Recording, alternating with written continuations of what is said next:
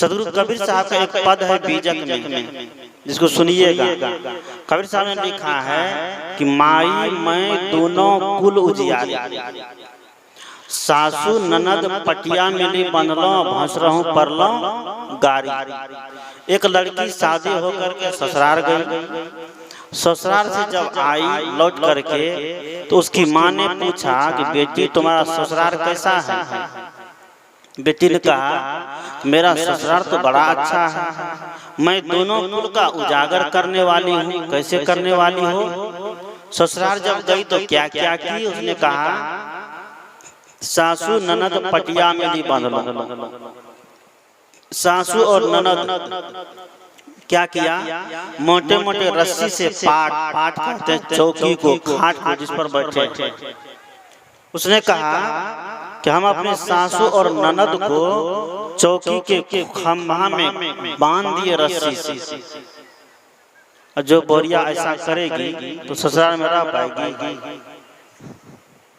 इन कबीर साहब का पद है कि सासू ननद पटिया मिली बंधलो, भैंस रहूं परलो गारी। भैंसुर को खूब गाली दिए जाते। हजारों मांग में तासु नारी की जिन सरवर रचल धमारी। मैंने एक ऐसी नारी की मांग जला दी, उसको मैंने विधवा कर दिया। मांग जलाना मतलब विधवा कर देना। मैंने उसका सुहाग उड़ा दिया। जिन सरवर रचल धमारी, जो झगड़ा मचा रखा था, अब इनके भाव को ऐसे छोड़ दिया जाए तो लोग कहेंगे कबीर साहब व्यवहार की बात पर बिल्कुल उल्टा पुल्टा बोल रहे हैं। नहीं, इसको आध्यात्मिक अर्थ लगाइए कि माई मैं दोनों कुल उजियारी, ये आत्मा माँ है। अब मनोवृत्ति कौन है? लड़की है। ये मनोवृत्ति कहती है आत्मा माँ से मैं दोनों कुल का उजागर करने वाली हूँ। एक तो व्यवहार, दूसरा परमार्थ। व्यवहार मतलब सांसारिक, परमार्थ मतलब सांसारिकता से उठ करके धर्म अध्यात्म को अपनाना। मैं दोनों कुल का उजागर करने वाली हूँ। सासू ननद पटिया मिली बंधलो और भैंसुर को देलो गारी। सासू है संशय। अब बहू को ज्यादा सासू और ननद ही सताती है। बगर कई नई नवेली दुल्हन आ गई, कम बोलती है। नई नवेली दुल्हन कम ही बोलती है, ज्यादा नहीं बोलती है। तो सासू माँ और ननद उसको एकदम दबा दबा के रखना चाहते हैं। दबाने के क्रम में होता क्या, एक दिन भंडा फोड़ हो जाता है। वह बहुरानी भी बात को सहन नहीं करती है। बहुरानी आती है, बहू नहीं आती है। अब बहुरानी जब आती है तो सासू माँ को नौकरानी बनना पड़ जाता है, बनना पड़ता है ना। सासू माँ नौकरानी बन करके बहुरानी की सेवा करते रहो। बहू जब आती है टीवी लेकर के, फ्रिज लेकर के, गोदरेज लेकर के, वॉशिंग मशीन लेकर के, टीवी लेकर के, बढ़िया बढ़िया गहना लेकर के, इतना सामान लेकर के जो बहुरानी घर आई, ससुराल आई, तो ससुराल में कोई काम करेगी? हो सुबह बेजे पर बैठे बैठे बेज टी चाहिए उसको। सासू माँ जगती है, झाड़ू लगाती है, बर्तन मांजती है, खाना बनाती है। और तब तक बहुरानी बेज पर बैठे बैठे बेज टी लेती है और टीवी खोल के बैठी रहती है। क्योंकि दहेज में हमें खूब रकम चाहिए, 20 लाख, 25 लाख, 50 लाख। जब तक 20 लाख, 25 लाख, 50 लाख नहीं मिले तो बेटा वाला का झोला नहीं भरता है। अगर कुछ बाकी रह गया तो कहेगा जब तक पूरा नहीं ले लेंगे तब तक बाराती नहीं जाएगी। ऐसी ऐसी भावना लेकर के लोग जीते हैं। सदगुरु कहते हैं कि सासू संशय है। संशय जिसको कहते हैं, मन में संशय होता है। ननद कुमति है, गलत बुद्धि। ये मनोवृत्ति कहती है, शुद्ध वृत्ति आत्मा रूपी माँ से कि संशय रूपी सासू को मैंने अपने ज्ञान की पाट में क्या क्या बांध दिया, और संशय कुमति रूपी ननद को मैंने उसको भी बांध दिया। सासू ननद पटिया मिली बंधलो, भैंस रही परलो गारी। जब साधना के क्षेत्र में गए, ध्यान के क्षेत्र में गए, संशय भैंसुर कहते हैं अहंकार को। अहंकार को मैंने गाली दे दे करके उसको क्या किया, भगा दिया, अपने अंदर से खत्म कर डाला। अगर जब तक अहंकार को खत्म नहीं किया जाएगा तब तक जीवन में शांति मिलने वाली नहीं है। अहंकार सबसे बड़ा रोड़ा है हमें आगे बढ़ने के क्षेत्र में। इसलिए अहंकार व्यक्ति के जीवन में जब आता है तब समझिए कि वह व्यक्ति का स्तर नीचे गिरने लगता है। रावण बहुत बड़ा ज्ञानी था, 4 वेद 6 शास्त्र 18 प्राण के ज्ञाता कौन थे, रावण थे। लेकिन कहते हैं 1 लाख पूत 1.25 लाख नाती तारावण घर दिया न बाती। इतना बड़ा साम्राज्य होते हुए रावण अहंकार के बस होकर के रावण को समझाया मंदोदरी, उनके भाई विभीषण नाम था, विभीषण ने समझाया कि भैया छोड़ दीजिए, राम से बैर मत करिए, उनकी धर्म पत्नी सीता को लौटा दीजिए और राम से जाकर के क्षमा याचना कर लीजिए। रावण ने कहा कि रावण टूट सकता है लेकिन झुक नहीं सकता है, और जो नहीं झुका वह टूट करके रह गया। और आज उनको पूरी दुनिया दुर्गा के पूजा के दिन रावण के पुतले जलाते हैं।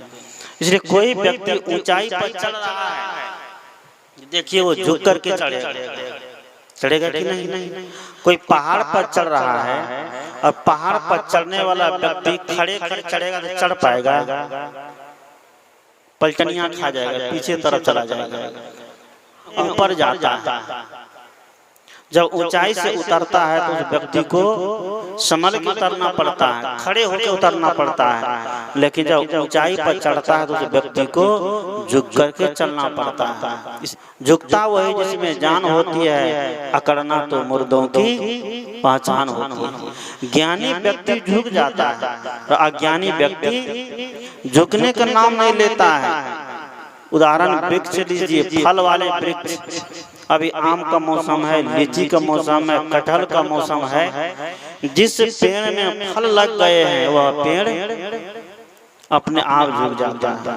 उसी तरह जिस व्यक्ति के जीवन में ज्ञान के फल आ गए हैं तो उस व्यक्ति के जीवन में विनम्रता आ जाती है, मधुरता आ जाती है, शालीनता आ जाती है। एक उदाहरण से समझें, एक राजा और एक मुनि अपने बगीचे में टहल रहे थे। ध्यान दीजिए, एक राजा और एक मुनि अपने बगीचे में टहल रहे थे। टहलते टहलते काफी दूर तक चला गया।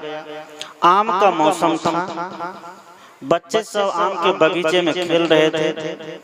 एक बच्चे ने देखा कि आम के पेड़ में एक पके पके आम लाल लाल दिख रहा है। बच्चे के मन में लोभ आ गया। बच्चा तो बच्चा, आम का सीजन आता है तो समझिए चारों तरफ घूमते रहता है, खोजते रहता है। तो बच्चे के मन में लोभ आ गया कि आम को हमें तोड़ना है, जैसे भी हो तोड़ना है। बच्चे ने गिट्टी उठाया, पत्थर उठाया और आम के ऊपर मारा। वह पत्थर आम को तो तोड़ दिया, लेकिन आम को तोड़ते हुए वह पत्थर जाकर के राजा जी के सिर में लग गया।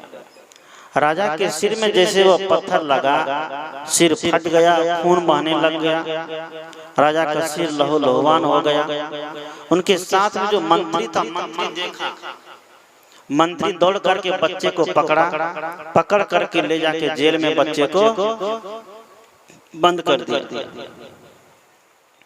बच्चे को जेल में बंद कर दिया। राजा का महलम पट्टी किया गया। 2 दिन के बाद बच्चे को जेल से निकाल के लाया गया। बेचारा भूखा प्यासा बच्चा 2 दिन तक जेल में पड़ा हुआ है। राजा जी के सामने लाया गया और मंत्री ने कहा, हुजूर इसको मृत्यु दंड दिया जाए, क्योंकि इसने राजा के साथ अन्याय किया है, अत्याचार किया है, राजा के सिर में पत्थर मारा। इनकी इतनी हिम्मत, इसलिए इनको मृत्यु दंड दिया जाए। अगर इसको छोड़ दिया जाएगा तो फिर ये अपराधी फिर अपराध करेगा, इसलिए इसका अपराध क्षमा करने योग्य नहीं है, क्योंकि राजा के सिर में पत्थर मारा। राजा ने कहा, बच्चे को मृत्यु दंड नहीं, बल्कि बच्चे को प्राण दान दिया जाता है। ये बच्चा है, ये बच्चा आम का फल समझ करके आम के फल में पत्थर मारा, और आम का पेड़ जो जड़ है, जो बोल नहीं सकता है, जो हंस नहीं सकता है, जो एक जगह से दूसरी जगह जा नहीं सकता है, पत्थर मारने पर जब आम का पेड़ फल देता है तो पत्थर लगने पर ये राजा जी बच्चे को मृत्यु दंड कैसे दे सकता है? देगा? कहा कि बच्चे को मृत्यु दंड नहीं बल्कि प्राण दान दिया जाता है, बच्चे को मुक्त किया जाए। पेड़ जब फल देता है आम खाने के लिए बच्चे को, तो राजा मृत्यु दंड नहीं दे सकता है, इसलिए बच्चे को क्षमा कर दिया जाए। ये होते हैं ज्ञानी व्यक्ति। इसे सदगुरु कहते हैं कि सुख दुख इस संसार में सब काहू के होय, ज्ञानी काटे ज्ञान से मूर्ख काटे रोए। ज्ञानी ज्ञान से अपने जीवन के उलझन को सुलझा लेता है, और अज्ञानी अपने अज्ञान से जीवन के सारे उलझन को और बढ़ा देता है और उसका जीवन उलझ जाता है।